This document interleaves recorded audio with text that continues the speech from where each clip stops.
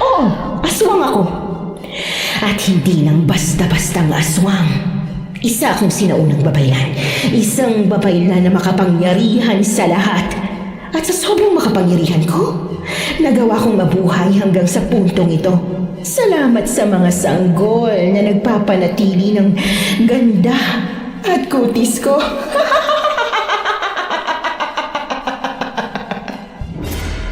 Hindi ka na makakapaghapunan ngayong gabi, Scarlett. Tama na yung kasakiman mo. Sawang-sawa na ako sa mga ibinibigay mo sa akin. Hindi ito masaya. Nagkamali akong pinakasalang kita.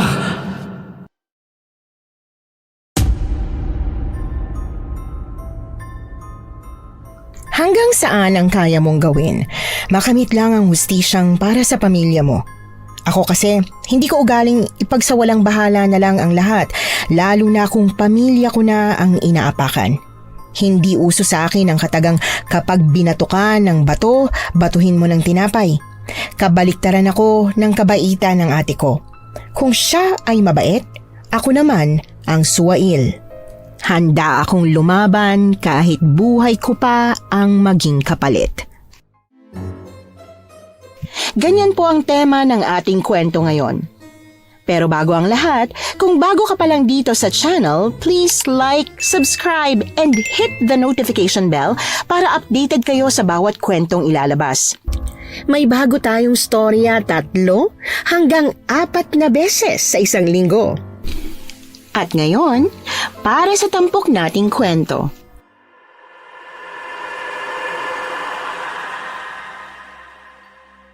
Magandang araw po, Miss Anne, at sa lahat ng avid listeners na Anetics. Naging favorite ko na po ang channel niyo dahil sobrang relatable sa nangyayari sa akin na talagang kinaaaliwan ko. Matagal kong pinag-isipan kung ibabahagi ko ba ang pinakamadilim na parte ng buhay kong ito, pero sa patuloy na pakikinig ko sa inyo, na-realize kong kailangan ko itong maibahagi. Kailangan kong ipakita kung paano gumagana ang sistema ng pera sa gobyerno natin na kapag isa kang dukha, wala kang ibang magagawa kundi ang gumawa ng paraan para makuha ang hustisyang gusto mong makamit. Ako nga po pala si Melay at ito ang kwento kung paano ko nakuha ang hustisya na para sa ate ko. Nanay, nandito na po ako. Nasaan po si ate? Anak ko, sa wakas at nakauwi ka na rin. Nandito ang ate mo. Halika. Ate ko! Anong nangyari sa'yo? Ate, sorry. Sorry at iniwanan kita. Kung hindi sana ako nag-Maynila, may nagtanggol sana sa'yo. Anak. Wala po bang lumabas sa investigasyon ng mga pulis? Wala pa po bang nahuhuli sa mga may gawa nito sa kanya? Yun ang anak. Wala pa hanggang ngayon. Kaya hindi pa rin talaga nabibigyan ng hustisyang pagkamatay ng ate mo. Grabe. Napakabagal naman talaga ng hustisya dito sa bansa natin, ay. Ang katawan ng ate, hindi pa buo. Sana man lang bago ibinigay sa atin, binuo muna nila yung katawan niya. Nakakasok lang. Anak, sinuyod na ng mga pulis ang buong gubat pero hindi talaga nila nakita ang ibang parte ng katawan ng ate mo. Alam kong masama ang loob mo pero wala tayong ibang magagawa kundi ang maghintay. Hanggang kailan naman po tayo maghihintay, Nay? Hanggang sa makalimutan na nila yung nangyaring to? Hindi naman siguro makakalimutan ang pagkamatay ng ate mo. Kalat na kalat sa buong baryo natin ang balita kung paano siyang namatay.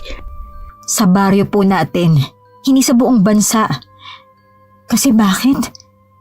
Kapag mahirap lang, itinatago nila, ganun ba? Anak, alam kong galit ka. Pero hindi rin naman siguro madali ang trabaho ng mga pulis, hindi ba? Maghintay na muna tayo, anak. Bigyan natin sila ng pagkakataon. Magluluksa lang po muna ako ngayon. Pero kapag natapos na ang mga araw na nagluluksa at ayaw kay ate, at wala pa rin silang makitang may sala, ako na po mismo ang kikilos para alamin kung sino. At paano mo naman hahanapin ang gumawa nito sa kanya? Si David ang huling kasama ni ate bago siya nawala, di ba? Hindi man lang yun pinansin ng mga pulis? Bakit? Dahil ba mayaman siya? At kaya niyang bayaran ng batas? Hindi naman siguro, anak. Hindi naman siguro magagawa ni David yun sa ate mo. Magpapaabularyo po ako, Nay. Kung hindi mahuli ng mga pulis ang may sala, hahanap tayo ng ibang paraan. Hindi man diretsang sumang-ayon si nanay sa gusto ko. Alam ko namang wala siyang magagawa sa oras na gawin ko na ang gusto kong gawin. Alam kasi ni nanay na sa aming dalawa ng ate ko, ako yung tipong gagawin ng lahat ng gusto ko. Kasama na roon ang pagluwas ko ng Maynila para doon magtrabaho. Pero dahil sa misteryoso at nakagigimbal na pagkamatay ni ate, napilitan akong mag-resign sa magandang trabahong meron ako sa Maynila. Mas importante sa akin ang pamilya ko kaysa sa magandang trabahong yon. Mas importanteng mahanap ko muna kung sino mang gago ang pumatay sa kanya. Karumal-dumal ang pagkamatay ng ate ko. Ubos ang laman loob. May mga daliring nawawala. Putol ang paa at putol ang dila. Pero ang mga parte ng katawan niyang yon, hindi na nakita.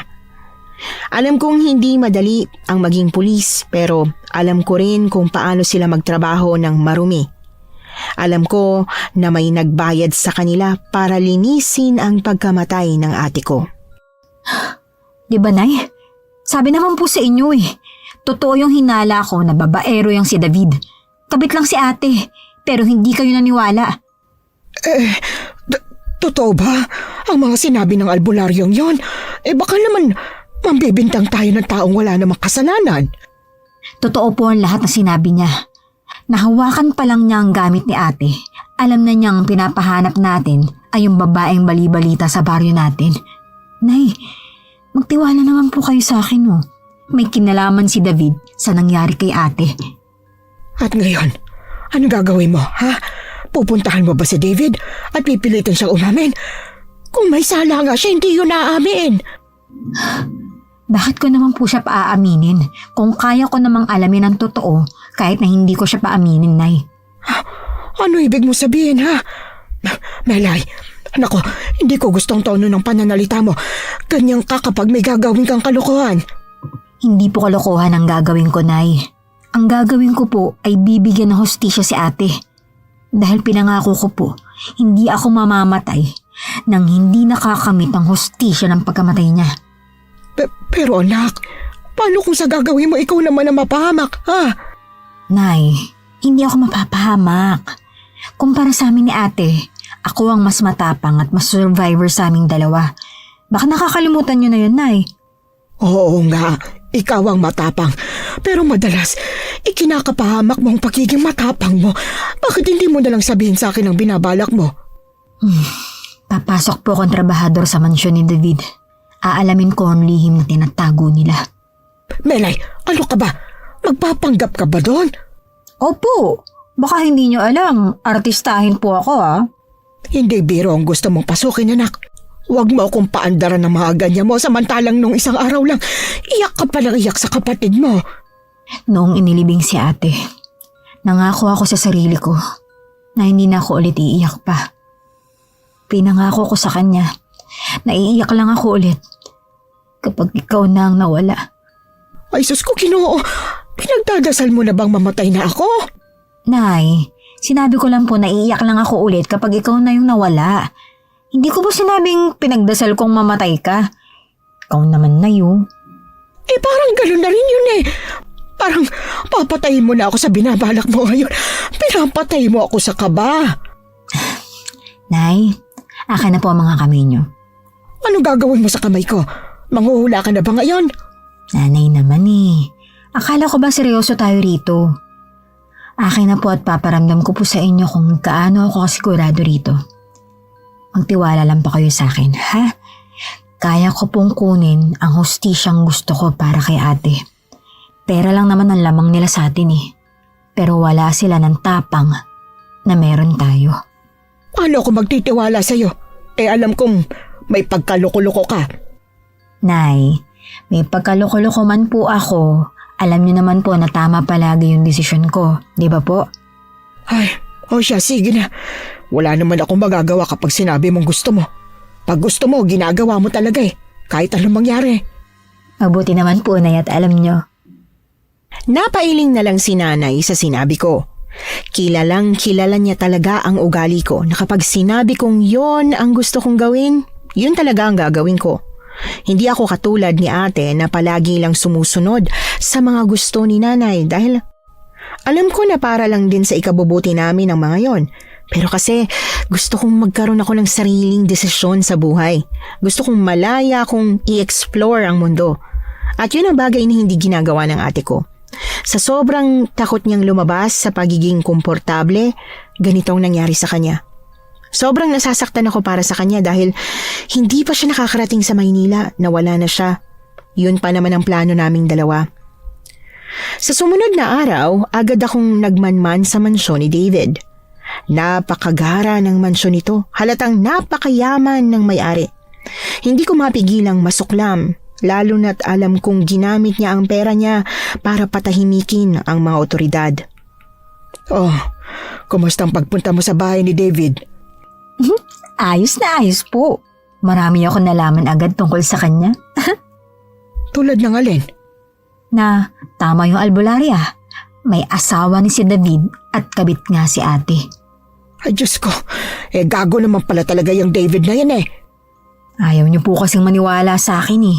Una pa lang, may mga naririnig na akong chismis tungkol dyan. Pero anong nangyari? Ayaw maniwala ni ate. Kahit ikaw ayaw mo pang maniwala, di ba? Paano naman kasi ako maniniwala? Mukhang anghel ang itsura niyang si David. Demonyo naman pala.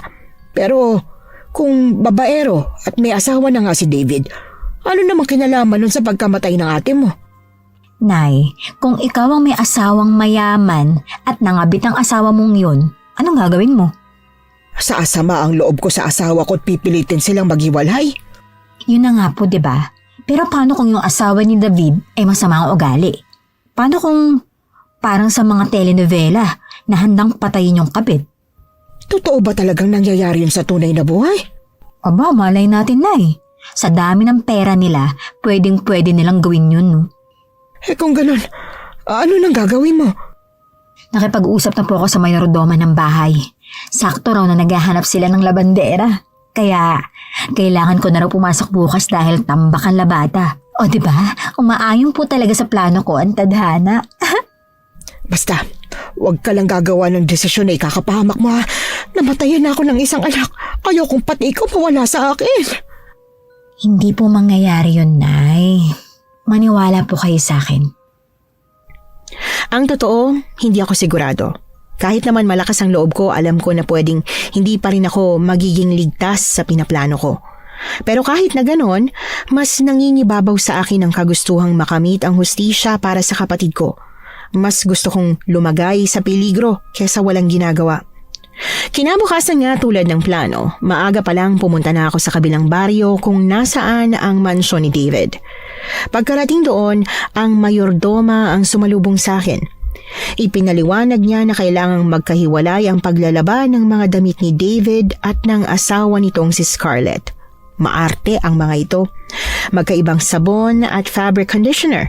Magkaibang estilo pa ng paglalaba. Mabuti na lang talaga at magaling ako maglaba dahil kung hindi, tsak na matatanggal ako agad dito. Halos kalahating araw akong naghintay na makilala ko si David at si Scarlett. Akala ko nga hindi ko sila makikilala pero nang sumapit ang hapon, habang nagtitimpla ako ng kape, narinig kong papasok sila sa kusina. Nakakuha na raw si Manang Imelda ng bagong labandera? Oo, kaya wala ka lang dapat ipag-alala. Mabuti naman. Nagugutom na ako eh. Kailangan bilisan mo ha. Gutom ka na naman. Kakakain mo lang ah. Sa dami ng dinedemand mo sa akin, sa tingin mo ba hindi ako magugutom? Kailangan ko ng pagkain para mas lumakas ako. Oo na, ako nang bahala sa kanya. Sino ka? Magandang hapon po sa inyo, ma'am. Sir, ako po si Melay. Yung bagong labandera niyo po. Pasensya na po kayo ha. Naka-istorbo po yata ako. Nagtitimpla po kasi ako ng kape eh. Nakapagtimpla na po ako. babalik na po ako sa laundry area. Naku, ayos lang. Ano ka ba? Dito talaga namin pinagkakape at pinapakain ng lahat ng mga kasambahay, driver, o kahit labandera. Para sa amin kasi, pamilya kayo. Ang bait niyo naman po, ma'am. Kayo po si Ma'am Scarlett, di ba? Oo. At ito naman ang asawa ko, si David. Huwag ka mahiya ah. Mahirap pang maglaba kaya ayos lang kahit kumuha ka rin ng merienda dyan. Naku, talaga po. Medyo nagugutom ng hapo talaga ako eh. Walang problema. Sige na, kumuha ka lang ng kahit na anong gusto mo. Maraming salamat po, ma'am. Sige po, kukuha po ako nitong sandwich pero mauna na po ako sa laundry area ha. Naghihintay pa po yung mga labahin ko eh. O sige, walang problema. Kung gusto mo pa, pwede kang bumalik at kumuha ulit. Salamat po, ma'am. Sir, una na po ako. Bago ko umalis sa kusina, siniguro kong nakasulyap na muna ako kay David. Kitang-kita ko kung paano bumaba ang tingin niya mula sa mga mata ko patungo sa dibdib ko. Siyempre, paanong hindi siya mapapatingin? Ang suot ko ay napaka-sexy. Sinadya kong magsuot ng medyo malaswang damit. Hindi naman sobra, tama lang na medyo kita ang cleavage ko at maiksing shorts para mapansin niya kaagad ang makinis kong mga hita. Oo, ito ang plano ko. Plano kong akitin si David para maging kabit niya rin ako. Kapag nangyari yon, malalaman ko na kung ano ang pakiramdam ni ate. Malalaman ko kung paano siya tinrato ni David. At hindi lang yon, malalaman ko rin kung paano siya pinatay nito. Sa kung paanong paraan, bahala na. Basta't sigurado akong ang lahat ng ginagawa ko ngayon ay may mapapala. Dahil nga magkahiwalay ang labahin ni David at Scarlett, bukod pa sa mga bedsheet at kung ano-ano pang mga dapat labhan sa mansyon nila, kinailangan kong bumalik-balik. Pabor yun sa akin kasi kahit na napapagod ako sa paglalaba, bukod sa kumikita na ako, naaakit ko pa si David. Melay, tapos ka na ba maglaba? Ay, hindi pa po sir eh. Magbabanlaw pa po ako. Ganun ba? Di pwede pa bang magpalaban ng ilang mga damit ko? Kailangan ko kasing isuot to sa susunod na araw eh. Wala pong problema sir. Sige lang po. Diyan na lang po sa basket. Salamat. Siya nga pala, pagkatapos mo dyan, pwede bang pumunta ka sa kwarto namin? Bakit po sir? May mga ipalalaba pa kasi sana ako sa'yo. Yun kung ayos lang. Naku sir, syempre ayos lang po no. Ano po bang trabaho ko rito? Di ba po, labandera? Iniisip ko kasi na baka napapagod ka na. Alam mo na, maraming labahin dito sa mansyon. 2 lang kami ni Ma'am Scarlett mo pero ang dami naming labahin, hindi ba?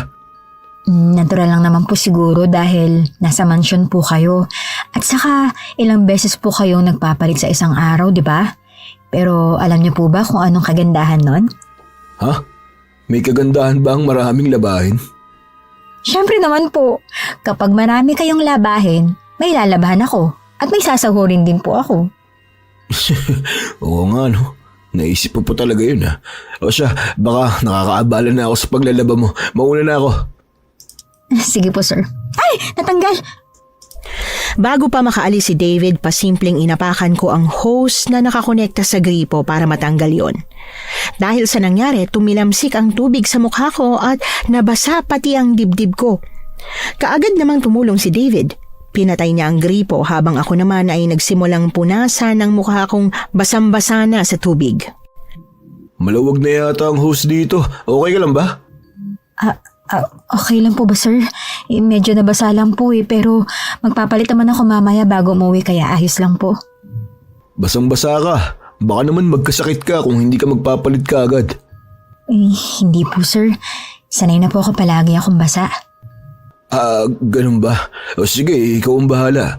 Pero dapat talaga mas maganda kung magpalit ka na ng damit. Isa lang po kasi yung damit na dala ko Yung pang-uwi ko lang po. Kapag nagpalit na po ako ngayong hindi pa ako tapos maglaba, wala na po akong isusuot mamaya. Walang problema. Maraming lumang damit ang Ma'am Scarlett mo. Pwede mo yung hiramin. Lumang damit? Pasensya ka na. Ang ibig ko sabihin, yung mga hindi na niya ginagamit. O sige na, sumama ka na sa akin sa kwarto namin para hindi ka magkasakit dyan. Sige ho. Kung mapilit po kayo eh. O sige, tara. Ang dulas! Teka, humawa ka sa kamay ko, tutulungan kitang tumayo. Halos mapatalon na sa tuwa ang puso ko nang mahawakan niya ang kamay ko. Tuwa dahil sa wakas, mukhang nagkakaroon na ng bunga ang pangaakit ko sa kanya. Sa totoo lang, diring-diri ako sa paraan kung paano siya tumingin sa akin. Yung tipong halatang may pagnanasa. Ni hindi niya itinatago na gustong-gusto niya rin na inaakit ko siya. Ramdam kong mapapadali talaga ang binabala ko. Pagkarating namin sa kwarto nilang mag-asawa, kaagad siyang dumiretso sa cabinet at naghanap ng lumang damit ni Scarlett. Habang ako naman ay nakatayo lang sa hamba ng pintuan, sinusuri ang mga gamit na nasa loob ng kwarto. Ginawa ko yung pagkakataon para makahanap ng ebidensya, pero wala akong napansing kakaiba.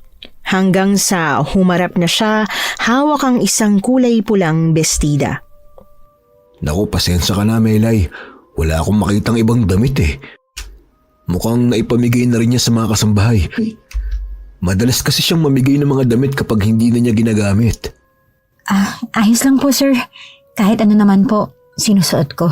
Mukha nga. Ano pong sabi niyo sir? Wala. Ang sabi ko, dyan ka na sa banyo magbihis. Pagkatapos, kunin mo na tong bedsheet na ipapalaba ko. Pero ayos lang naman kung bukas mo nalabahan kasi baka gabihin ka. Sige po sir. Pero ayos lang po ba na dito ako magpalit? Meron naman pong banyo sa tabi ng laundry area eh. Ayos lang, sige na. Wala naman si Scarlett. Sige po. Nangingilabot talaga ako sa taglay na kamanyakan ni David. Hindi siya pangit. Bukod sa ubod ng yaman, gwapo rin naman talaga siya. Kaya nga maraming babae ang nabibiktima niya. Pero kasi ang isiping naging boyfriend siya ng ate ko at posibleng siya o ang asawa niya ang may gawa, nangingilabot na kaagad ako.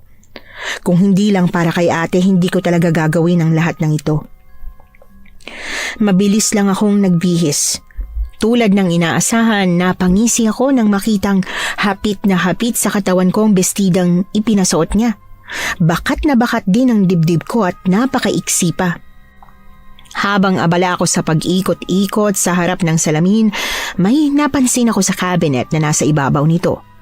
Kunot noong hinawakan ko ang gilid ng puting cabinet dahil may nakita akong kulay pulang likido.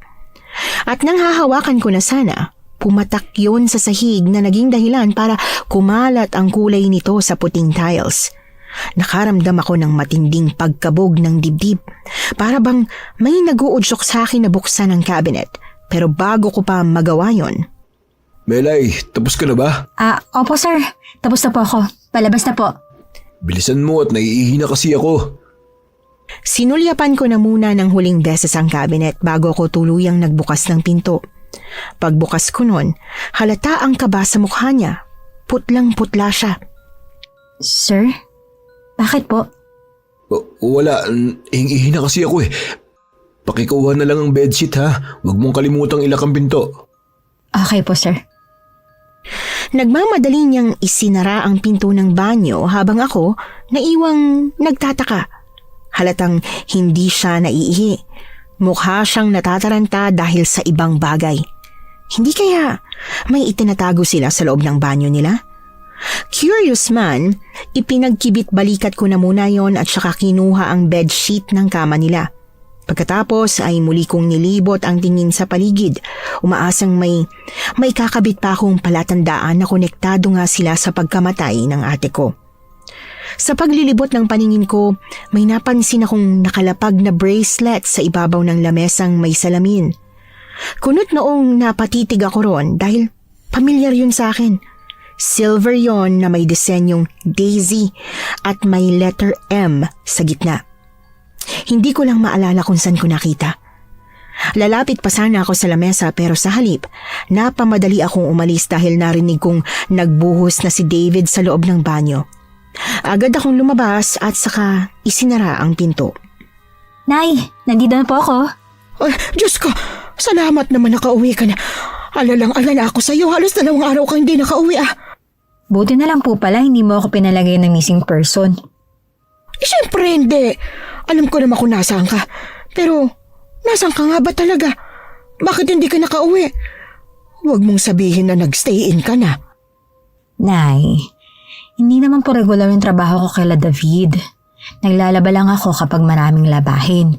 Nagkataong napakarami ng labahin nila at hindi kinaya na isang araw lang. Kaya ayun, nakatulog ako sa bahay ng kaibigan ko na taga roon. Taga doon din sa baryo nila. May kaibigan ka ron? Syempre naman po, Nay, no? Alam mo naman kung gaano ako ka-friendly, di ba? Nako, mag-ingat-ingat ka sa mga kinakaibigan mo ha. Kilala ko na po siya, Nay. Kaya wag po kayong mag-alala. Naninigurado lang ako. Pero ayos ka lang ba? Kumusta ang pagiging labandera mo ron? Ayos naman po. Nakakapagod nga lang talaga maglaba. Kaya nga ayoko talaga sana ng ganitong trabaho eh. Pero alam niyo po, Nay, ramdam ko po talagang may tinatago yung mag-asawang yun.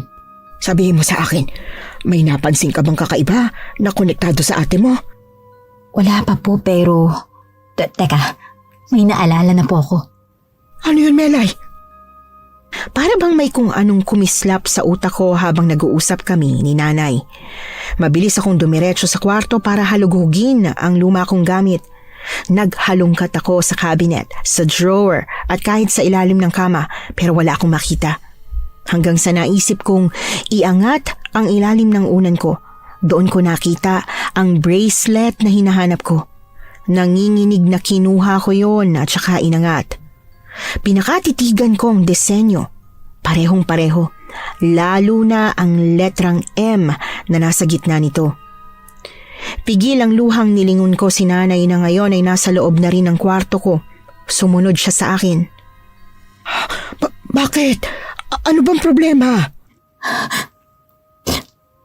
Nay, tama yung ginagawa ko ngayon. Tama yung desisyon ko na pumasok sa mansyon na yun. Anak, akala ko ba hindi ka naiiyak? Nay, sila talaga yung pumatay kay ate. Couple bracelet namin to ni ate. At yung bracelet niya, nandun sa kwarto nila, David. Nasa kwarto nila mag-asawa. Hindi kaya magkapareho lang? Hindi po, Nay. Kami ni ate ang nagpakabit ng pasadyang disenyong Daisy at letter M sa gitna. Kaya wala po yung katulad. Mabaging langit. Kaagad akong nilapitan ni nanay at saka niyakap ng mahigpit. Nangako man ako na hindi na ako iiyak, hindi ko mapigilan. Nanggigigil ako sa magkahalong galit at lungkot. Galit na galit ako sa kanilang mag-asawa habang nalulungkot naman ako dahil kailangan ko pang pumasok sa mansyon na yun para lang matuklasan ang bagay na ito. Napakasama nila. Hindi ako titigil hanggat hindi sila humihimas sa rehas. Anak, ngayong napatunayan mong sila nga ang may gawa, dapat magdoble ingat ka, ha? Ang gagawin mo lang doon ay kumuha ng ebidensya na pwede natin ibigay sa mga pulis. Wala kang ibang gagawin. Huwag kang magpapadaig sa galit mo sa kanila. Galit na galit po ako sa kanila. Pero hindi ako kagaya nilang mamamatay tao. Alam ko sa sarili ko na hindi ko kayang gawin yon. Isa pa, gusto kong mabulok sila sa bilangguan. Masyado pang maaga para mamatay sila. Teka lang anak, may naalala ko. Pumunta pala rito yung albularyang nakausap natin. Po? Bakit? Teka, halika sa kwarto ko. Ano po yun, Nay? Kinakabahan naman po ko sa inyo. Ang sabi sa akin ng albularya, may ginagamit daw na proteksyon ng mag-asawang yun. Isang proteksyon na nagtatago ng totoo nilang pagkatao. Ano pong ibig niyo sabihin? Pwede raw na hindi sila basta-bastang tao. Hindi ko masyadong inintindi yung sinabi niya sa akin dahil hindi naman ako naniniwala. Pero baka raw aswang ang mag-asawang yun. Ano po? Diyos ko, napaka makakalimutin ko na anak. Munti ko na makalimutan ito. Basta, Hindi ko man masyadong pinaniniwalaan ng mga sinabi niya. Subukan mo pa rin maging maingat ha. Ito, isuot mo ito. Kailangang nakatago sa katawan mo ha. Kasi kapag nakita nilang may ganyan ka, pwede nilang gawa ng paraan para alisin yan sa katawan mo. Ano po to? Anting-anting daw yan laban sa mga aswang. Kapag suot mo yan, hindi ka nila masasaktan. Sige po, Nay. Ako pong bahala. Hindi ko po to aalisin sa katawan ko. Kung tutuusin, may katuturan din ang sinabi ng albularya. Wala nang ibang parte ng katawan ng ate mo. Baka nga... Baka ho, kinain nila? Oo. Hindi lang anting-anting ang ipinabaon sa akin ni nanay. Maging bawang at asin ay nagpadala na rin siya. Ngayong mas nadagdagan ng hamon sa akin ang misyon kong bigyan ng hustisya si ate, kailangan kong magdoble ingat. Una, hindi lang pala sila basta-bastang mayaman. Mga aswang pala sila. At pangalawa, kung aswang nga sila, siguradong may intensyon si David na kainin ako. Kailangan kong mag-ingat sa pangaakit sa kanya. Dapat hindi niya mapansin na may proteksyon ako. Pagbalik ko sa mansyon, dala ko ang determinasyong ituloy pa rin ang plano ko sa kabila ng kabang nararamdaman.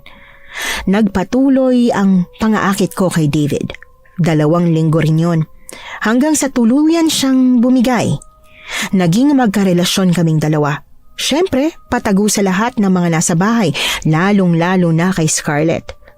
Nakakatuwa na umaayon sa gusto ko ang mga nangyayari, bukod sa kailangan kong magpanggap na gustong-gusto ko siya. Ang bango na nitong mga damit ko, Melay. Ang sarap mo talaga maglaba.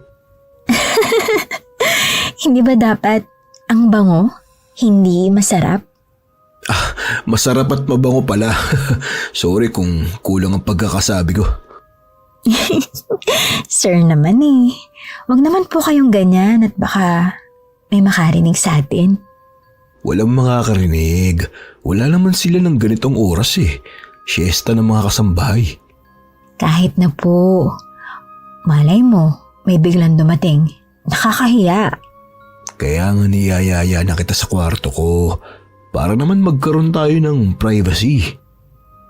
Yun na nga po, sir eh. Baka mamaya dumating si Ma'am Scarlett. Nahuli tayo. Hindi darating yun ng ganitong oras. Alam ko kung anong oras ang uwi nun. Alam mo, sir, medyo nagtataka po talaga ako eh. Bakit sa umaga wala po si Ma'am Scarlett? At ikaw naman po, nandito ka palagi ng ganitong oras. Hindi naman po sa nanghihimasok ako ah. Ano po bang trabaho nyo? Natural na magtataka ka nga talaga. Si Scarlett kasi may trabaho sa opisina. Habang ako naman, sa gabi ang trabaho ko. Nagsasalit-salitan kami kaya yun. Kaya pala wala na kayong alone time ni Ma'am. Kaya ba naghahanap ka ng ibang kalinga? Nahuli mo ako ron ah. Pero hindi dahil sa oras na available kami pareho, kundi dahil natural na hindi malambing si Scarlett. Hindi ko nga maramdaman ang pagmamahal niya eh. Hindi tulad mo. Pinaparamdam mo sa akin kung gaano mo ako kamahal. Nanayo ang mga balahibo ko nang humaplos ang kamay niya sa braso ko. Marahang dumausdos ang mga daliri niya sa aking balat kasunod ng pagpisil niya ron. Hindi pa siya nakontento. Hinila niya pa ako palapit sa kanya at idinikit ang kanyang katawan sa akin. Gustong-gusto ko siyang itulak. Gusto ko siyang sampalin, suntukin at kung ano-ano pang pananakit na naglalaro sa isip ko ngayon. Pero kailangan kong tiisin ang ginagawa niya. Kailangan kong makipaglaro sa apoy na sinindihan niya para hindi niya mapansin ang itinatago kong plano. Pagkatapos ng nakasusuklam na ginawa naming dalawa, dumiretso kaagad ako sa banyo para magsipilyo. Hindi mabaho ang hininga ni David pero nakakadiri talaga. Iniisip ko pa lang na iba't ibang babae na ang humalik sa kanya. Gusto ko nang masuka. Alam kong mali ang ginagawa kong ito pero kailangan kong ganapan.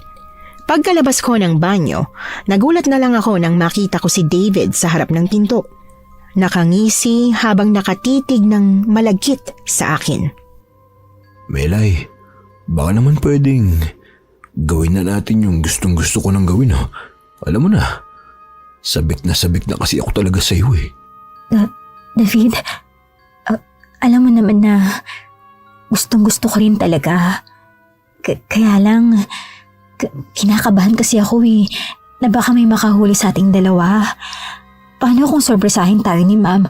O kaya naman, may kumatok na kasambahay. Ano ko ba naman? Yun nga yung may thrill eh. Kapag may biglang dumating, paano tayo magpapanggap na walang nangyayari, di ba? Ano kasi, at saka, may ano? May ano? Sabihin mo na sa akin kung ano pong problema para magawan na natin yan ng paraan. Ano kasi, wala pang nakagalaw sa akin. Birhen pa ako. Talaga? O baka nagdadahilan ka lang talaga? Totoo. Alam ko na mukha akong pakawalang babae. Pero wala pa talaga nakakakuha nito sa akin. Natatakot kasi ako eh. Ang sabi kasi ng mga kaibigan ko, masakit daw yun. Nako, hindi naman ganun kasakit yun. Lalo na kapag ako ang gumawa. Kaya sige na, halika na. Pero sir... Sige na kasi, halika na sa kwarto bago pa. Hahawakan pa sana ni David ang kamay ko pero hindi na niya nagawa nang biglang dumating si Manang Imelda.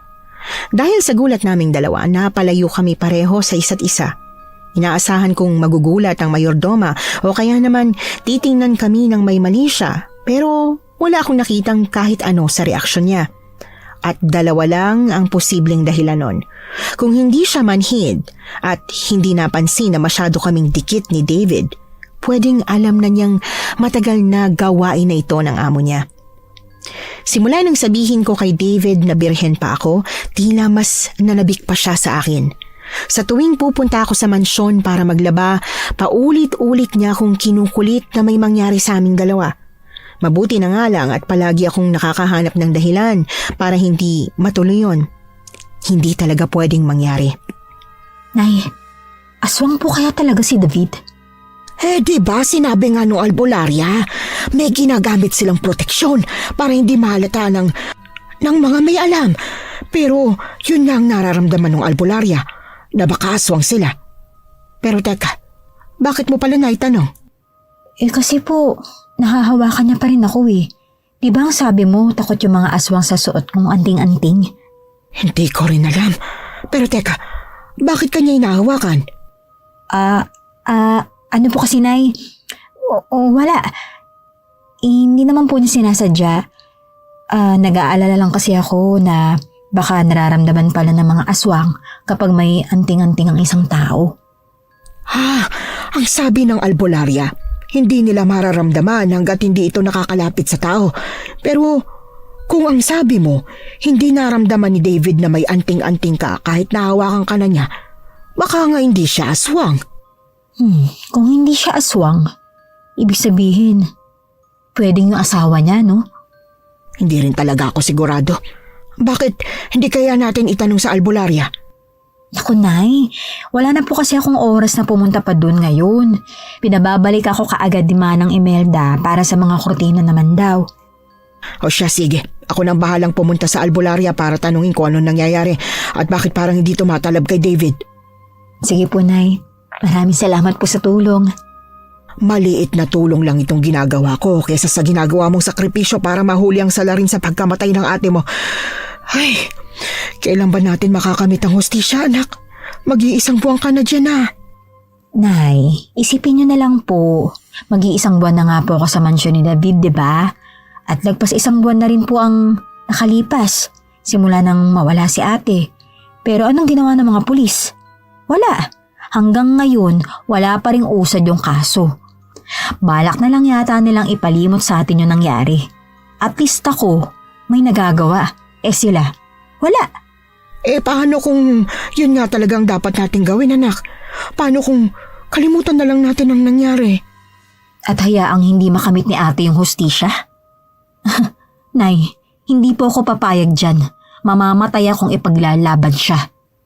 Ay, hindi ko alam kung masasabi ko bang swerte o malas ang magkaroon ng anak na matapang kagaya mo. Nay, Maswerte ka po. Kasi bukod sa may matapang ka ng anak, maganda pa. Ay nako, ewan ko sa'yo, Melay. Alam kong naiinip na si nanay sa resulta ng ginagawa ko. Matagal naman talaga kahit ako'y naiinip na. Pero hanggat nararamdaman kong may pag-usad, hindi ako titigil. Hanggat alam kong maaari kong makamit ang hustisya sa ginagawa kong ito, itutuloy ko. Pero ang hindi ko inaasahan ay ang pagiging garapal ni David sa laman. Dahil nang hindi niya makuha ang gusto niya sa akin, hinanap niya ito sa iba. Ay, kawawa ka naman pala. Ang hirap talaga maging mahirap, no? Pero, huwag ka lang susuko Alam ko na makakapag-ipon ka ng sapat na pera para makapagpatuloy sa pag-aaral. Mabait pa ako kay Lenlen nung una dahil akala ko talaga mabait din siya. Akala ko magtatrabaho siya ng marangal para makapag-ipon sa pag-aaral niya. Pero hindi ganon ang nangyari. Dumaan ang mga araw na napapansin kong nanlalamig na si David sa akin. Hindi niya na ako pinupuntahan sa laundry area. Hindi niya na rin ako kinukulit pa tungkol sa gusto niyang mangyari sa aming dalawa. Bagay na sa totoo lang, ikinatuwa ko rin naman. Nakakadiri na kasi talaga siya. Kaya lang, hindi ko na magawang makapasok sa kwarto nila para maghanap ng ebidensya dahil ang inuutusan na niyang kumuha ng mga labahin nila ay si Lenlen na. Akala ko iniiwasan niya lang talaga ako. Pero nabigla ako nang pagpasok ko sa kusina. Nakita ko silang dalawa. Naghahalikan at mukhang sabik na sabik sa isa't isa. Kaya pala iniiwasan mo na ako dahil may iba ka na. Melay, anong ginagawa mo rito? Oras na ng merienda kaya pumunta ako rito. Kaso, may iba na palang nagme-merienda. Melay, pasensya ka na talaga at hindi ko nilinaw sa iyo ang totoo. Hindi na kita mahal Si Lenlen na ang mahal ko. Bakit? Dahil ba hindi ko nabibigay sa iyo yung gusto mo? Sir David, ganun ba kababaw ang pagmamahal mo sa akin? Melay, lalaki ako at may mga pangangailangan din ako. Hindi pwedeng puro pagmamahal lang ang pinapairal natin. Ibig sabihin, may nangyayari na sa inyo ni Lenlen? Lenlen, ano ka ba? Ang bata-bata mo pa. Ate Melay, mahal ko po si David. David? At hindi ka na nagsisir ha? Bago ka pa lang dito Kaya paanong mahal mo na agad si sir? Hindi naman nasusukat sa tagal ng pinagsamahan ng pagmamahal, di ba? Hindi ako makapaniwala na gagawin mo to sa akin, sir. Akala ko mahal mo ko. Pasensya ka na, Melay. Minahal naman kita, pero mas mahal ko talaga si Lenlen. Para panindigan ang nakakadiri nilang relasyon na alam ko namang naglolokohan lang, hinawakan pa ni David ang kamay ni Lenlen saka ipinakita sa akin. Nagmamahalan kaming dalawa at walang kahit sinong makakapigil sa amin. Ate Melay, tanggapin mo na lang sana. Hindi ka dapat naghahabol sa lalaki. Marami pa namang iba dyan Oo nga, marami pang ang iba. Pero nag-iisa lang si David. Nag-iisa lang siya sa buhay ko. Melay, tama na. Pakiusap. Walang hiya kayo. Isusubok kayo kay... Bago ko matapos ang sasabihin ko, nabigla na ako nang itulak ako ni Lenlen. Napaupo ako sa sahig habang si David naman ay binitiwan ng kamay niyang nakahawak sa kanya. Noong una hindi ko maintindihan kung bakit nila yon ginawa. Hanggang sa biglang pumasok si Scarlett sa loob ng kusina. What's happening here? Bakit nakakarinig ako ng mga sigawan na parang may nag-aaway? Babe, ito kasing si Lenlen at si Melay. Nag-aaway silang dalawa. Hindi ko alam kung anong pinag-aawain nila pero inawat ko na lang. Ay, kayong dalawa, wag kayong ganyan. Dito pa talaga kayo nag-aaway sa pamamahay ko? Huwag kayong ganyan. Ayoko sa lahat yung mga nag-aaway. Sorry po, ma'am. Hindi na po mauulit. Ikaw, Melay, tumayo ka na dyan. Huwag mo nang uulitin ang pakikipag-away na to, ha? Hindi na po, ma'am. Pasensya na po. Babe, halika na sa kwarto at may ipapakita pala ako sa iyong mga document. Sige, babe. Kayong dalawa, huwag na kayo mag-aaway ha. Tara na, babe. Saglit na binalot ng katahimikan ang paligid. Lenlen, ano ka ba? Bakit pumatol ka kay Sir David? Mahal ko sa ate, Melay. Tsaka, kung makapagsalita ka naman sa akin, parang hindi ka rin pumatol sa kanya. Eh kasi, ako nasa tamang edad na. Habang ikaw, ang bata-bata mo pa. Hindi ka dapat maging kabit. 18 na ako kaya nasa tamang edad na ako, no? Tsaka, ang siste, ikaw lang ang pwedeng maging kabit. Ako hindi. Aba, wala sa edad yan, ate. Umamin ka. Hindi mo mahal si David, di ba? Pera lang ang habol mo sa kanya. At kung pera nga, hindi ba maganda ang ginagawa ko? Dahil mas bibilis ang pag-asenso ko kapag nabingwit ko siya. Hindi mo alam yung sinasabi mo, Lenlen. Alam ko. Kaya wag ka na makialam. Nang dahil sa biglaang pagdating ni Lenlen, nasira ang buong diskarte ko. Nawala ako sa pinaplano ko na akitin si David, magpahuli kay Scarlett, at saka ko sila ibibisto sa karumal-dumal na ginawa nila kay ate. Pero nang dahil din sa pagdating ni Lenlen, napansin ko ang isang bagay na hindi ko napapansin noong ako mismo ang umaakit kay David. At yun ay yung diretsahang parang walang pakialam si Scarlett sa pambababae ng asawa niya. Ilang beses kong nahuling kitang-kita ni Scarlett kung paano naghahawakan ng kamay sina Lenlen at David. Yung tipong kulang na lang isampal na sa kanya nung dalawang naglalampungan ang ginagawa nila. Pero hindi niya pa rin nakikita. Tulala ka yata dyan. Hindi ka pa ba inaantok? Hindi po ako makatulog na eh. Eh di ba maaga pa ang punta mo bukas sa mansyon ni David? Oo nga po eh. Pero ayun nga, hindi po ako makatulog. Ano ba kasing iniisip mo? Wala po. Hindi lang po talaga ako makatulog. Melay, anak kita. Kilala ko ang kilos mo. Kahit utot at hininga mo alam ko. Kaya alam ko kung may iniisip ka o wala. Pwede mong sabihin sa akin kung ano man yan. Hindi mo kailangang dibdibin lahat. Hindi porke malaki ang dibdib mo, sinasalo mo ng mga problema. Nay, ano naman pong connect nun? Ay wala lang, naisip ko lang na i-connect. Eh ano nga ba? Sabihin mo na. Ay, sige na nga po. Ano pa nga bang magagawa ko kundi ang sabihin sa'yo? Ay, ganito po kasi yan. May bagong kasambahay sila David. Kaya lang, yung kasambahay, naging kabit na niya. Oh, paano mo nalamang kabit ni David yung bagong kasambahay? Eh, syempre, nahuli ko po sila. At saka, hindi naman po nila tinatago. Ang nakakapagtaka pa rito, parang alam ni Ma'am Scarlett pero hindi lang kumikibo. Alam ng asawa ni David? Pero paano mo naman nalaman na alam niya? Nay, nagmamanman ako doon sa mag-asawa, di ba? Kaya nga po nakikita naman ni Scarlett na naglalampungan yung dalawa. Pero parang wala lang sa kanya. Ibig sabihin, alam na niyang nambababae pala talaga ang asawa niya. At kung alam nitong gawain ni David, walang dahilan para patayin nila ang ate mo. Nay, ano pong sinasabi niyo? Na posibleng hindi talaga sila ang pumatay kay ate? Ganon? Eh, yung albularya na nga po yung nagsabi mismo, di ba? Na sila ang may kagagawan. Anak, walang sinabing ganyan yung albularyang nakausap natin. Ang sabi niya, babaero si David at kabit ang ate mo. Pero wala siyang sinabi na may kinalaman ng mag-asawang yon dahil wala siyang kakayahang matukoy kung sinong gumawa ng isang krimen. Kung ganun, bakit niya tayo tinutulungan? Bakit niya sinabing pwedeng mga aswang ang mag-asawang yun at binigyan ka pa ng anting-anting? Anak, hindi libre yung anting-anting. Mahal nga ang bayad ko ron, 100. Kung ganun, manggagancho yung albularyang yun? Hindi ko rin alam, anak. Nay, sigurado po ako may kinalaman sila. Kasi kung hindi, bakit nasa kwarto nila yung couple bracelet namin ni ate? Kailangan ko lang po talaga ng konting panahon. Mabubunyag din ang lahat ng lihim nila.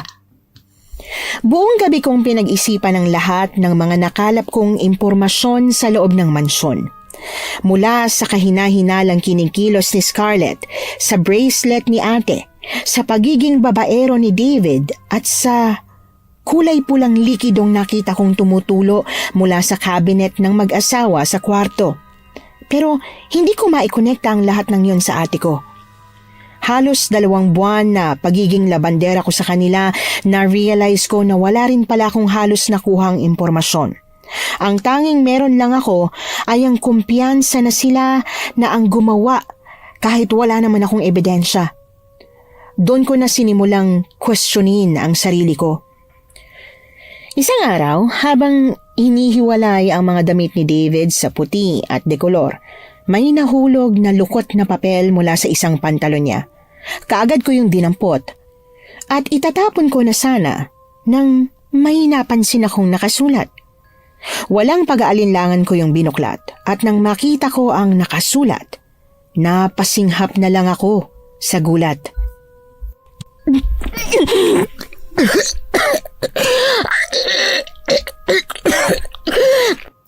Teka, sino yun? Nakakainis. Nakakainis. Ngayon pa sumama ang pakiramdam ko. Oh, Lenlen, ayos ka lang ba? Ayos lang ako. Ayos lang. Medyo hindi lang magandang pakiramdam ko. Ha? Ayos ka pero medyo hindi maganda yung pakiramdam mo. Ang gulo mo naman. Kung iinisin mo lang ako, Ate Melay, pwede ba? Itigil mo na. Alam ko naman na bitter ka pa rin sa relasyon namin ni David eh. Hindi na ako bitter, no? Oo, nagsiselos ako pero tama ka naman eh. Hindi ko na dapat ipilit yung sarili ko sa isang lalaking ayaw naman sa akin. Marami namang iba dyan. Yung walang sabit, walang asawa. Diyan ka na nga. Aray ko. Oh, ang sabi mo ayos ka lang. Oh, nahihilo ka oh. Magpahinga ka na lang muna kaya. Baka mamaya mapano ka pa eh. Magpapaalam na ako kay Manang Imelda. Teka lang, Bakit ka naman ba? ikaw ba'y nagsulat ng nasa papel na to na napulot ko sa bulsa ng pantalon ni Sir David? Lenlen, buntis ka ba? Ano? Buntis? Ako? Patingin nga niyan. Hindi akin yan, no? Ang pangit ng sulat. Ang ganda kaya ng sulat ko. Hindi sa'yo to? Kung ganon, kanino to? Ewan ko. Baka kay Ma'am Scarlett.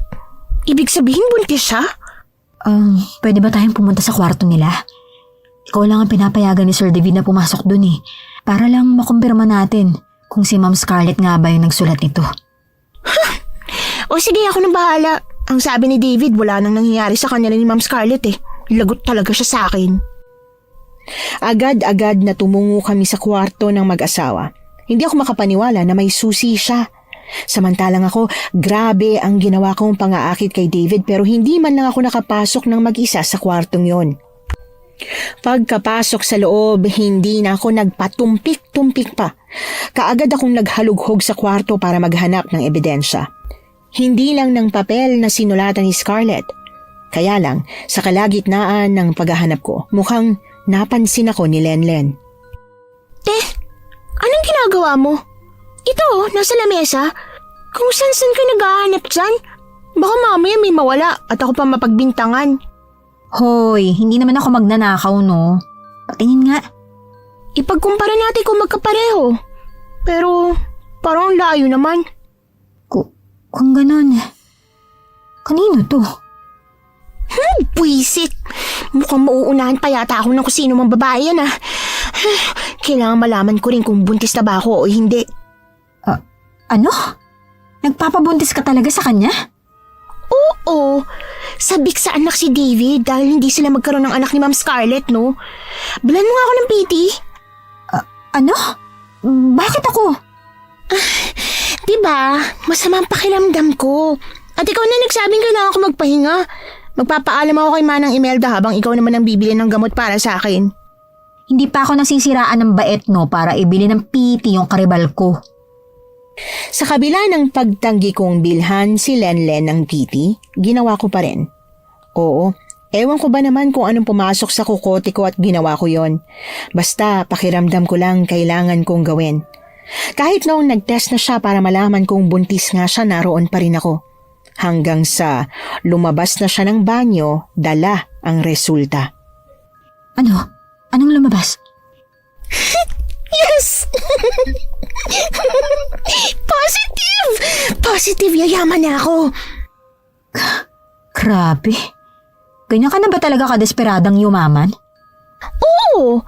Sino bang taong hindi desperadang yumaman ha, Ate Melay? Lumaki ako sa sobrang hirap. Wala na akong nanay at tatay. Pinalaki ako ng tiyahin ko na may manyakis na asawa. Hindi mo alam ang pinagdaanan ko. Hindi ko nga alam yung pinagdadaanan mo, pero sinasabi ko sa'yo na maling-mali na magpabuntis ka kay Sir David. Ito lang yung tatandaan mo kahit kailan hindi naging tama ang isang pagkakamali. Ewan ko sa'yo, inggit ka lang eh. Dahil ang pwestong dapat sa'yo, nakuha ko. Che! Napailing na lang ako nang nag-walk out siya sa harapan ko. Bata pa nga talaga siya, hindi niya alam kung anong ginagawa niya. Naaawa ko sa kanya pero sa kabilang banda, mas nananaig ang inis ko kasi nakikita ko ang sarili ko sa kanya noong kasing edad niya ako. Masyadong mapusok, masyadong matayog ang pangarap. Ang kaibahan lang namin, hindi ako nagmadali. Hindi ako kagaya niya na handang sumira ng relasyon, makuha lang ang pangarap. Pero anuman ang naging desisyon niya, wala na akong pakialam doon. Ang mas kailangan kong pagtuunan ng pansin ay yung tungkol lang sa ate ko. Dahil nga mas inuna ko ang pagbili ng PT ni Lenlen, ginabi tuloy ako sa paglalaba. Hindi naman pwedeng hindi ko tapusin ang mga labahin ko para sa araw na ito dahil nabayaran na. 7:00 na ng gabi nang matapos ako sa paglalaba. Habang palabas ako sa laundry area patungo sa sala, natigilan ako nang makarinig ng marahas na kalabog. Ma'am, bakit niyo naman po sinampal si David? David? Ang kapal naman pala ng mukha mo. Wala ka ng galang sa asawa ko? At wala ka na rin talagang galang sa akin? Scarlett, huwag mong ini-stress si Lenlen. Buntis siya. Buntis siya? Grabe kayong dalawa. Paano niyo nagawa to sa akin? Alam mong hindi mo ako mabigyan ng anak. Ito na ang pagkakataon natin. Magkakaroon na tayo ng anak. Teka lang, David. Anong magkakaroon na kayo ng anak?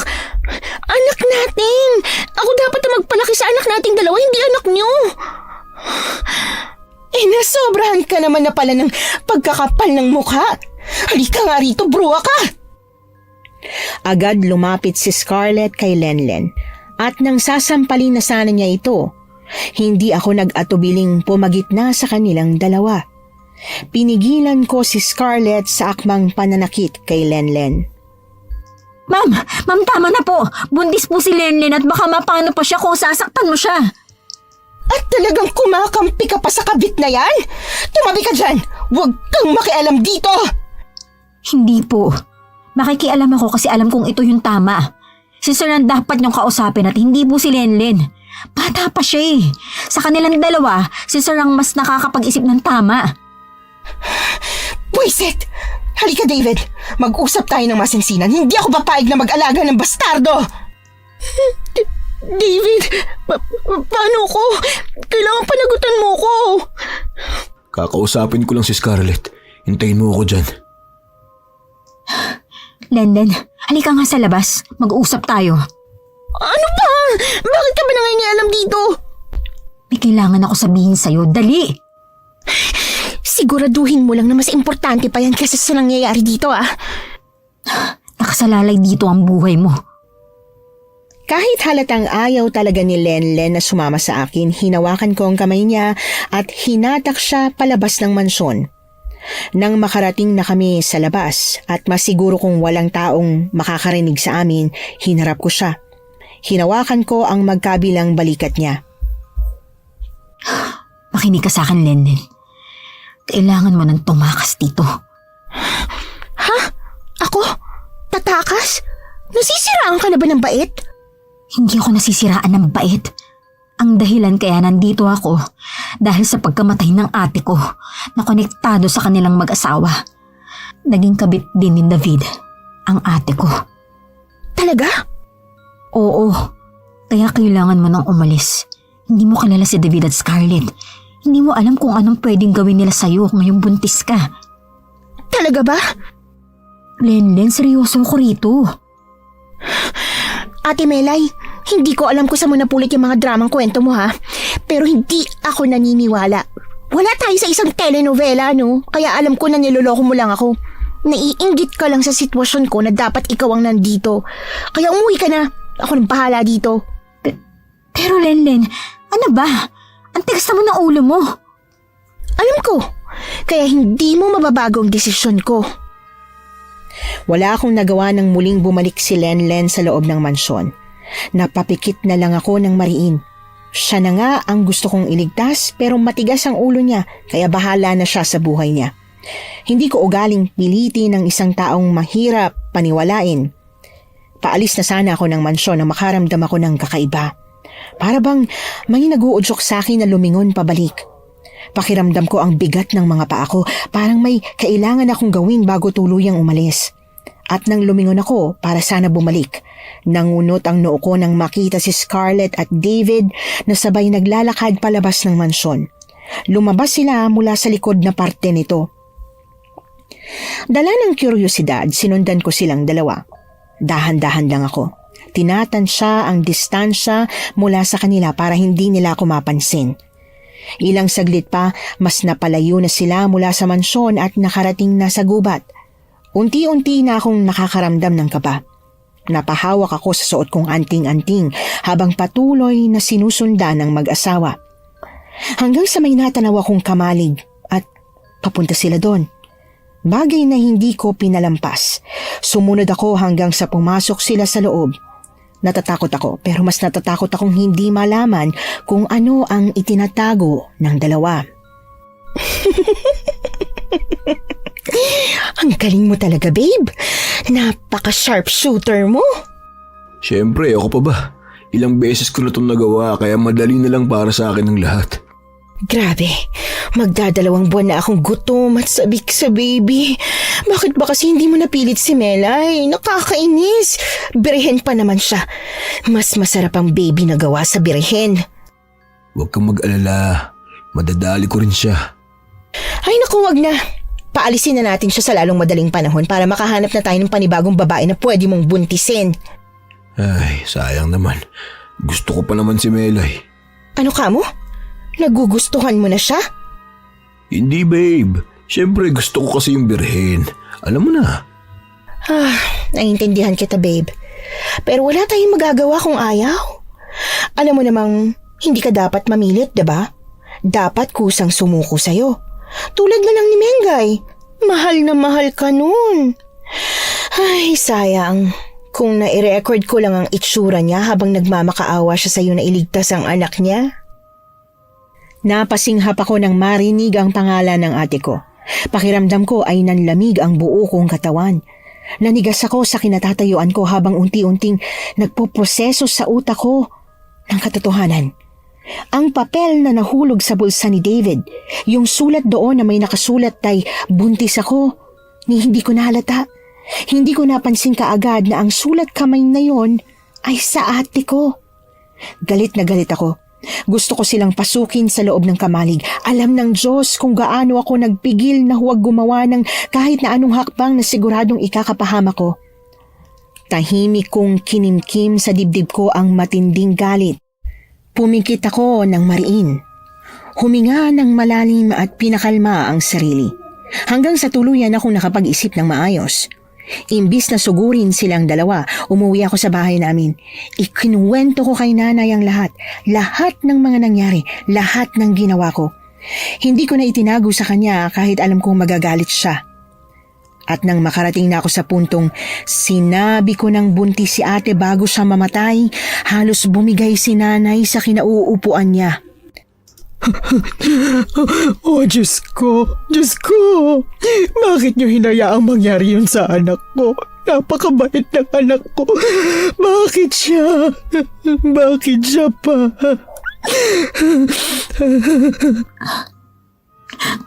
Alam ko na hindi deserve ni ate ang maranasan ng ganong karumal-dumal na pagkamatay. At ang masaklap pa, Pinaglaruan lang siya ng lalaking totoong minahal niya. Hindi rin talaga ako makapaniwala. Mabuti na lang at nakapagpipigil pa ako ng sarili ko. Nay, kailangan ko pong makausap niyo albularya. Base sa mga narinig ko, nambababae si David para buntisin yung babae. Pagkatapos kakainin ni Scarlett yung baby. Hindi ako sigurado kung literal na yun ba yun o ano. Kung ganun, yung kasambahay na sinasabi mo, buntis na siya, hindi ba? Baka mapano siya. Binalahaan ko na po siya, pero napakatigas ng ulo. Ano bang gusto niya? Kaladgarin ko pa siya para lang hindi siya mapahamak. Abay, kung kinakailangan gawin mo, Paano po yan? Pupuntahan ko siya doon ng ganito, gabing-gabi? pupuntahan natin, anak. Ililigtas natin siya. Hindi naman po siya maniniwala sa atin eh. Kung dinakip na siya ng mag-asawa at kinulong sa kamalig na sinasabi mo, sa tingin mo ba, hindi pa rin siya maniniwala sa atin? Anak, makinig ka sa akin. Matigas ang ulo niyong mga anak ko. Hindi lang ikaw ang matigas ang ulo, maging ang ate mo. May mga bagay rin siyang hindi pinakikinggan sa akin. Kung ang ate mo o ikaw ang nasa kalagayan ni Lenlen, hindi ako mag-aatubiling iligtas kayo kahit matitigas ang ulo niyo. Ay, ano pa nga po bang magagawa ko? Pero tama po kayo, Nay. Wala naman sigurong kahit na sinong babae yan dapat malagay sa ganong klaseng sitwasyon. Sumunod ako sa gusto ni nanay. Kahit sa totoo lang, nakakainis talaga si Lenlen. Hindi ko naman siya gustong mamatay. Binalaan ko pa nga siya at kinausap kanina pero ayaw niyang makinig. Hindi naman ako anghel na handang isakripisyo ang sarili makapagligtas lang ng ibang tao. Pero ngayon, siguro si nanay ang magiging anghel niya. Si nanay ang nagpumilit na iligtas ko siya. Kinausap namin ang albularya tungkol sa lahat ng nadiskubre ko. Nagulat siya at kaagad akong binigyan ng kung ano-anong mga gamit daw para panlaban sa aswang. Akala ko nga talaga bigay lang, pero sinabihan ba naman ako na wala na daw libre sa panahon ngayon kaya pinagbayad pa rin kami. Dala ang buntot pagi, anting-anting, bawang at asin. Dumiretso na kami sa mansyon ni na David. Pero bago pa man kami makapasok, hinarap ko muna si nanay. Nay, pasensya na po kayo pero hanggang dito na lang po muna kayo. Ano ka mo? Melay, ano bang pinagsasasabi mo? Hindi ako papayag na sumama ka sa akin. Mahina na ang mga tuhod mo. Hindi ko po hahayaan na mapahama kayo. At talo ka, hindi pwede mag-isa ka lang. Nay, mas madaling kumilos kapag mag-isa. Hindi na kita aalalahanin kung ano yung mangyayari sa'yo. Sarili ko lang aalalahanin ko. Paano kung mapahamak ka? At paano naman po kung kayo yung mapahamak? Nay, ang gawin niyo po, pumunta kayo sa presinto at i-report niyo po sa mga pulis na may nangyayaring krimen sa mansyon na to. Sa ganung paraan, mahuhuli nila yung kalokohang ginagawa nila David at Scarlett. At baka maabutan pa po nila akong buhay. Ah, anak. Magtiwala na lang po kayo, Nay. Ha? Kayang-kaya ko to. Nangingilid ang mga luha sa mga mata ni nanay habang nakatingin siya sa akin. Akala ko nga hindi niya ako maiintindihan. Pero sa huli, lumapit siya sa akin at saka ako niyakap ng mahigpit. Mag-iingat ka, anak. Pigilan mong mapahamak hanggang sa dumating ang mga pulis, ha? Kung hindi, ako mismo papatay sa'yo. Nay, paano kung patayin na ako nun? Paano mo pa ako mapapatay? Ido-double dead kita. Basta, wag mo akong iiwan, ha? Tulad ng nangyari sa ate mo. Ay, opo, Nay. Sige na po. Kailangan ko na pong kumilos. At baka kung ano na yung ginawa nila kay Lenlen. Pagkaalis ni nanay, kaagad akong kumilos. Humanap ako ng ibang daan bukod sa gate. Dahil probinsya at bihira ang mga magnanakaw dito, nagawa kong makaakyat sa bakod papasok hanggang sa likod ng mansyon. Kaagad kong hinagilap si Lenlen sa loob ng mansyon pero walang tao sa loob. Wala kahit si Manang Imelda. Kaya nakaramdam ako ng matinding kaba. Natatakot ako na baka huli na pala ako at napahamak na ang isip batang si Lenlen.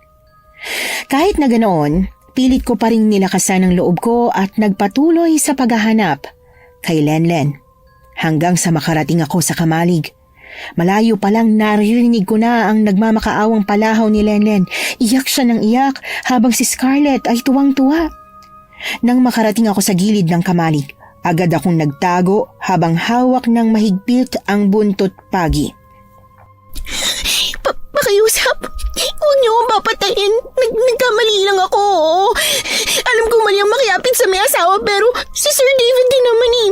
Siya ang unang umakit sa akin at nagbigay ng motibo. Iha, hindi pa rin ba malinaw sa'yo ang mga nangyayari?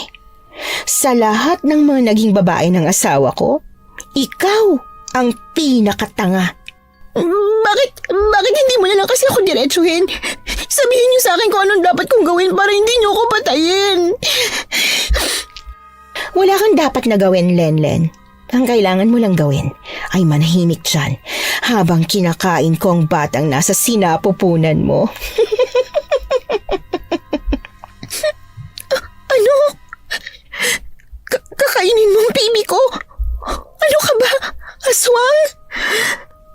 Oo, aswang ako. At hindi lang basta-bastang aswang. Isa akong sinaunang babaylan. Isang babaylan na makapangyarihan sa lahat. At sa sobrang makapangyarihan ko, nagawa kong mabuhay hanggang sa puntong ito. Salamat sa mga sanggol na nagpapanatili ng ganda at kutis ko.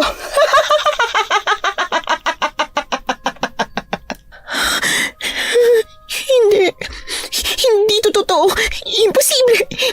Pinagtitripan mo ba ako? Dahil lang nakiapid ako sa asawa mo. Nasa si David. Kinain mo na rin ba siya? Siyempre hindi. Siya ang ikasampung asawa ko, Lenlen. Kaya hindi ko siya pwedeng patayin. Siya ang dahilan kung bakit ako nakakakain. Ibig mong sabihin, binubuntis ni David ang mga babae niya para may makain ka? Tama. Akala ko tanga ka na talaga eh. O siya, masyado na tayong maraming napagkwentuhan. Baka mamaya maging magkaibigan na tayo nito. Manang Imelda, pwede mo na bang takpan ang bibig ni Lenlen? Ang ingay kasi. Alam mo namang ayoko ng storbo habang kumakain ako. 'Di ba? Hindi pwede to. Wag, Ma'am Scarlett, wag. Nang marinig kong tinakpan na nila ang bibig ni Lenlen, kaagad na akong umaksyon. Kinalabog ko ang pader ng kamalig, pinukpok ko yun ng pinukpok hanggang sa mapukaw ko ang pansin nila. Sino yun? Manang Imelda, ayoko ng storbo. Hulihin mo kaagad. Walang pag-aalinlangang sumunod si Manang Imelda kay Scarlett. Nag-abang ako. At nang makalabas siya, hinatak ko ang buhok niya. Bago pa siya makasigaw, tinakpan ko ng bibig niya at pati na rin ang ilong gamit ang dalawang kamay ko. Mabuti na lang talaga na kahit may katabaan si Manang Imelda, maliit na babae lang siya. Kaya nagawa ko siyang ibagsak sa lupa hanggang sa hinimatay ito. Kasunod noon ang pagtawag ni Scarlett sa kanya. Muli kong dinampot ang buntot pagi. Pagkatapos ay susugod na sana kay Scarlett pero nabigla ako nang may humawak na kamay sa braso ko. Melay, anong ginagawa mo rito? Bitawan mo nga ako. Kailangan kong iligtas si Lenlen. Hindi mo siya maililigtas. Tao ka lang. Isang bangkilan si Scarlett, isang malakas na uri ng aswang. At ikaw, hindi ka ba aswang? Ako na ang nagsasabi sa'yo, hindi ako aswang. At kung gusto mong makaligtas, kailangan mo nang umalis ngayon din. Bakit mo ginagawa to? Asawa mo si Scarlett, diba? Bakit mo ako pinapatakas? Dahil hindi ko gusto ang ginagawa niya. Wala ako roon dahil nasusuklam ako sa tuwing ginagawa niya to. Pero anong magagawa ko? Sunod-sunuran lang ako sa kanya. Sinubukan ko magpakamatay pero hindi niya ako hinahayaan. Sinubukan kong hindi sundin ang gusto niya, pero pinagbabantaan niya ang mga kamag-anak ko. Si Scarlett ang parusa ko bilang isang babaero, kaya tinanggap ko ng parusang ito. Lalaki ka ba talaga? Ano? Alam mo, gusto kitang murahin eh. Wala kang bayag, buwisit ka. Doon ka na nga! kailangan ko pang patayin si Scarlett. Hindi mo nga siya mapapatay. Tumakas ka na. At paano kung mapatay ko siya? Ano bang dahilan mo? Bakit gustong gusto mo siyang patayin? Dahil pinatay niya ang ate ko. Si Ate Mengay. Ano? Hindi ko na sinagot pa si David. Sa halip ay pumasok na ako sa loob ng kamalig, dala-dala ang tapang na papatayin ko si Scarlett. Kaagad na tumaas ang kilay nito nang makita ako. Habang si Lenlen naman pilit na sumisigaw kahit na may nakatakip sa bibig niya. Anong ginagawa mo rito? Hindi ito ang oras ng paglalabandera mo. Hindi ako labandera mo ngayong araw. Scarlett, isa akong kapatid na naghihigante. Akalain mo yun? May maglalakas loob palang maghiganti para sa mga babaeng napatay ko. Bakit? Sa tingin mo ba, habang buhay kang malaya? Ilusyon lang ang pagiging immortal, Scarlett. Lahat may hangganan. Tulad ba ng buhay mo ngayong gabi? Mamamatay ka na muna bago ako mamatay. Talaga? O sige, pagbibigyan kita. Napaatras ako ng unti-unti. Biglang nagbago ang itsura ni Scarlett. Tumubo ang mahabang sungay sa kanyang noo, humaba ang kanyang dila at mga kuko. Pero ang mas nakakakilabot ay ang pakpak niyang tumubo na parabang sa isang paniki. Nanginig ang buong katawan ko sa matinding takot. Inaamin ko na nung mga oras na yun, gustong-gusto ko na talagang tumakbo. Pero itinatak ko sa utak ko na hindi pwede, na kailangang tapusin ko ang sinimulan kong ito. Hindi ako aalis hanggat hindi ko napapatay ang pumatay sa ate ko. Ang ayoko sa lahat ay yung mga storbo sa espesyal na hapunan ko. Hindi ka na makakapaghapunan ngayong gabi, Scarlett. Tama na ang kasuklaman mo. Sobrang lakas ng kabog ng dibdib ko. Hindi ko nga alam kung paano ko nagawang sabuyan ng asin si Scarlett nang sumugod siya sa akin. Agad nalapnos ang bahagi ng kanyang katawan at pakpak nang dahil sa isinaboy ko. Nagalit siya sa akin kaya muli siyang sumugod at hinampas ako gamit ang kanyang pakpak. Sa lakas nun, natumba ako sa sahig. Nabitiwan ko ang buntot pagi na hawak ko. Pero hindi ako nagpadaig. Sinubukan kong bumangon. Kaya lang, bago ko pa makuha ang buntot pagi, muli niyang ipinagaspas ang pakpak niya at lumipad patungo sa akin. Huminto siya sa ibabaw ko at hinawakan ang leeg ko.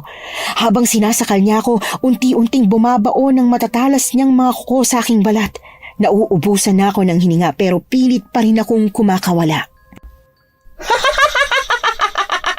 Wala ka naman pala eh. Ang yabang mo pa kanina. Hindi mo naman pala kaya.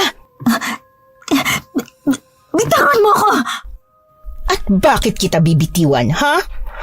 Papatay na kita para makakain na ako ng matiwasay. Aray! David! Anong ginagawa mo? Aray! Tama na, Scarlett! Napasinghap ako ng bitiwan ni Scarlett sa pagkakasakalang leeg ko. Hindi ako makapaniwala sa ginawa ni David. Kanina lang ay para siyang duwag na takot patayin si Scarlett pero ngayon, heto siya. Pilit nilalabanan ng asawa niyang aswang. Itigil mo ng paghampas mo sa akin, David! Masakit na! Kailangan mo nang mamatay, Scarlett. Tama na ang ginagawa mong pagpatay. Sira ulo ka pala eh. Kung hindi dahil sa akin, hindi ka ubod ng yaman ngayon. Kung hindi dahil sa akin, wala kang iba't ibang babae. Sawang-sawa na ako sa mga ibinibigay mo sa akin. Hindi ito masaya. Nagkamali akong pinakasalang kita. Pagkatapos ng lahat ng ginawa ko para sa'yo, sasabihin mo lang yan sa akin. Wala kang utang na loob, David! Mga anak ko ang kinukuha mo kapalit ng marangyang buhay na sinasabi mo. Wala kang kwentang asawa! Galit na sumugod si Scarlett kay David at saka siya sinakal sa leeg. Galit na galit si Scarlett habang si David ay halos maubusan na ng hininga sa pagkakasakal sa kanya ng aswang. Doon na ako nagpasyang tumulong. Kahit galit ako kay David, mas galit ako kay Scarlett. Dumukot ako sa bulsa ko at muli siyang sinabuyan ng asin. Pero kahit na nalalapnos na ang balat niya, nagpatuloy pa rin siya sa pagsakal kay David. Nataranta na ako. Hindi pwedeng mamatay si David. Kailangan pagbayaran niya ng buhay ang ginawa niya sa ate ko. Inilibot ko ang paningin ko sa paligid at nakita ko si Lenlen na panay ang tingin sa akin. Tila ba may itinuturong direksyon. Hanggang sa nakita ko ang palakol sa gilid ng upuan kung saan siya nakatali. Tumakbo ako patungo doon at dinampot ang palakol bago ako bumalik sa mag-asawa. Humugot na muna ako ng malalim na hininga bago ko inangat ang palakol saka inihampas sa likod ni Scarlett. Kasabay ng paghiyaw niya ay ang paghugot ko ng palakol saka ko siya muling tinaga gamit ito. Sa pangalawang beses na paghampas pa lang, naputol na ang kabilang pakpak niya na naging dahilan ng pagkahulog niya mula sa ere. Nabitiwan niya si David bago ko nilingon. Ang mga mata niya nanlilisik, galit na galit. Buwisit kang babae ka. Ilang sanggol at babae pa ang kailangan kong kainin bago ko mapatubo ulit yan. Hindi mo na mapapatubo pa ang pakpak mo. Dahil bago yun, mamamatay ka na! Puno ng galit na inihampas ko ang palakol sa kanya pero mabilis siyang nakaiwas. Hindi ako tumigil, muli ko siyang hinampas. At sa pagkakataong yon, nasugatan niya ako gamit ang kuko niyang matalas. Dahil doon natigilan ako, nabitiwan ko ang palakol at napahawak sa sugatan kong braso. Ang bango ng dugo mo, Melay. Ang bango ng isang berheng babaeng katulad mo. Kapag kinain kita, mas gaganda ang kutis ko. Hindi mo ako makakain! At sinong nagsabi, ha? Kasabay ng paghalakhak niya, lumabas ang kanyang mga pangil. Hindi lang yon, nang ibukan niya ng husto ang bibig niya, lumabas ang kanyang mahabang dila. Sa haba nito ay naabot niya ako. Agad na tumusok yun sa balikat ko. Mabuti na lang at nagawa kong umiwas sa kanya. Lakad takbong iniwasan ko ang pagtatangka niyang kainin ako hanggang sa madapa ako at bumagsak sa sahig. Kahit nasaktan, binilisan kong tumihaya para sana tumayo. Pero huli na ang lahat dahil papalapit na siya. Papalapit ng papalapit hanggang sa ibinuka niya ang kanyang bibig at inilabas ang dila. Napapikit ako ng mariin sa takot na baka yun na ang huling alaala ko bilang buhay. Pero hindi yon ang nangyari. Sa halip ay isang nakabibinging sigaw niya ang pumailan lang sa paligid. At nang imulat ko ang mga mata ko, bumagsak na si Scarlett sa sahig. Nasa likuran niya ang hinihingal na si David habang hawak ang palakol. Si Mengay, sa lahat ng babaeng dumaan sa akin, siya ang pinakamamahal ko. Sinubukan ko siyang ipagtanggol kay Scarlett. Sinubukan kong tumakas kasama niya pero bago ko pa magawa, naunahan na niya ako. Simula nung araw na nahuli ako ni Scarlett na muntik nang tumakas, mas tumindi ang pagbabanta niya sa akin. Kaya minabuti kong magpanggap na kamping-kampi ako sa harap niya. Pero sa totoo lang, pagod na ako. Hindi pa huli ang lahat para magbago, David. Magbago ka na. Sa kulungan. Matapos ang lahat ng nangyari, umalingaw-ngaw ang sirena ng sasakyan ng pulis. Hinuli nila si David at ikinulong sa pagkakasalang murder. Oo, lahat ng mga babaeng pinatay at kinain ni Scarlett ay inako niya. Hindi na niya binanggit na isang aswang na bangkila ng asawa niya.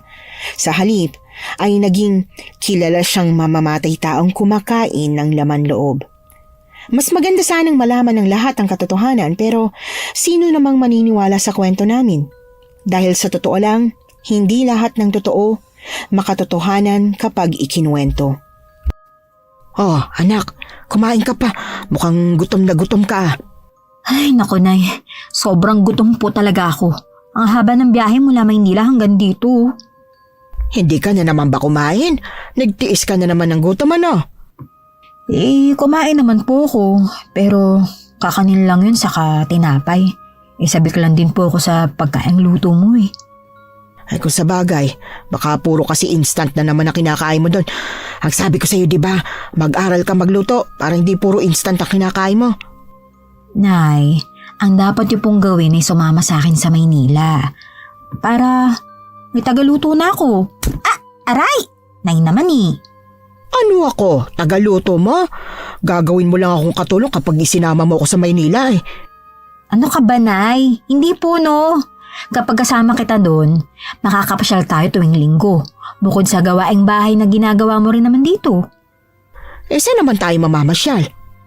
Pwedeng sa Luneta, sa Manila Zoo. Kahit saan mo gusto. Saan mo po ba gusto? Ay, gusto ko yan. Kailan tayo mamamasyal? Ay sus! Gusto lang pala ng pasyal. Hayaan mo, Nay.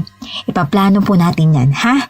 Sa susunod na punta ko rito, iuuwi na po kita sa Maynila. Talaga ha? Eh baka naman nagdadala ka ng boyfriend doon sa bahay mo ron. Uy, wala po, no. Hindi po ako nagbo-boyfriend. Pero anak, umiidad ka na. Wala ka bang balak mag-asawa? Ano po ba talaga, Nay? Gusto niyo po bang magka-boyfriend ako o hindi? Eh syempre gusto ko. Eh bakit po nag-aalala ka na baka magdala ako ng boyfriend? Eh syempre ayoko makaistorbo sa paggawa niyo ng apo ko. Nay, Diyos ko, kilabutan naman po kayo. Hay anak, kung dahil to sa nangyari sa ate mo, mag-move on ka na. Ilang taon na rin naman ang nakalipas eh. Nakuha na natin yung hustisyang kailangan natin para mamahinga na siya ng mapayapa. Ewan ko po, Nay. Pero kasi natatakot po akong magkaroon ng karelasyon na kagaya ni David eh. Gusto ko pong hayaan lang muna yung tadhana na gumawa ng paraan para makatagpo ko yung lalaking para talaga sa akin. Kasi baka kapag ako yung naghanap, hindi malabong mangyari din sa akin yung nangyari kay Ate Mengay. Hindi naman siguro anak. Imposible yan dahil aswang nga kinalaban mo, lalaki pa kaya. Mga 3 taon din ang nakalipas mula nang mamatay si Ate Mengay, isinama ko na si Nanay Verna sa Maynila. Habang dalaga pa ako, ipinasyal ko siya sa halos lahat ng pasyala na pwedeng puntahan. Masaya akong naging tama ang desisyon kong isama siya sa Maynila. Nagkaroon po ako ng asawa, Miss Anne, pero lagpas 30 na ako noon, kaya isang anak na lang ang kinaya kong iluwal. Ganon pa man, masayang-masaya si nanay na nagkaroon siya ng apo sa akin. Ilang dekada rin po ang nakalipas at wala na akong balita sa kung anuman ang nangyari kay David sa kulungan. Si Lenlay naman, noong nakaraan lang nang umuwi kami sa probinsya ay nabalitaan kong minana na ng anak niya ang mansyon ni David. Yung balitang yon ang dahilan kung bakit ko naalala ang kwento naming ito. Hanggang dito na lamang po ang kwento ko, Miss Anne. Naway may natutunan ng listeners kahit pa alam kong medyo hindi tama ang mga naging desisyon ko noon. Nagustuhan niyo po ba ang ating kwento ngayong araw? Kung oo ang sagot at hindi mo pa nagagawa, subscribe na. Click the notification bell ha, para updated ka sa tuwing maglalabas kami ng bagong kwento. Click like at mag-iwan na rin ng comment. Masayang-masaya ako tuwing nagbabasa ng messages mula sa inyo. At kung may sarili kayong karanasan na gusto nyong ibahagi sa amin, email lang sa missanhorrorstories@gmail.com. Dire-diretso lang, missanhorrorstories@gmail.com. Malay nyo, sa susunod, yung kwento na ninyo ang binabasa namin para sa ating mga tagapakinig.